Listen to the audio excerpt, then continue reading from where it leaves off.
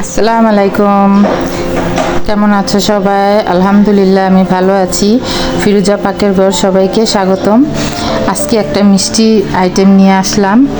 দেখো আমের সিজন চলতেছে, তাই আম দিয়ে একটা পুডিং বানাবো।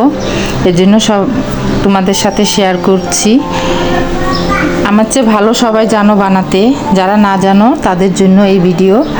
তো এই তো এখানে দুধ নিয়ে নিলাম, গুঁড়া দুধ, লিকুইড দুধ, এই সবগুলো একসাথে মিশিয়ে ভালো করে মিশাতে হবে। ভালো করে মিশিয়ে এটা চুলায় ভালো করে বলক আনতে হবে, আর নাড়াটা বন্ধ করা যাবে না।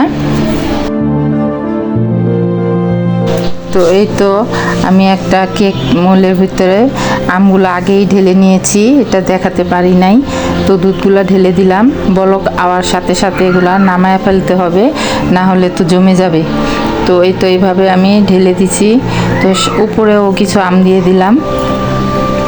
কেমন হয়েছে দেখে বলবা। এই তো আমি ঠান্ডা করার জন্য কিছুক্ষণ ওয়েট করলাম, ফ্রিজে রেখে দিয়েছিলাম 1 ঘন্টার মতো। তো এই তো দেখো ঢাললাম, ঢালার পরে এই তো এরকম আসছে। এখন এই তো কেটে দেখাবো। দেখো কত সুন্দর, কাটার পরে আরও সুন্দর হয়েছে। কাটার পরে এত সুন্দর হয়েছে, মানে আমিও দেখে অবাক হয়ে গেছি। এত সুন্দর দেখতে, এত ইয়ামি লাগছিল, খেতেও খুব মজা হয়েছে।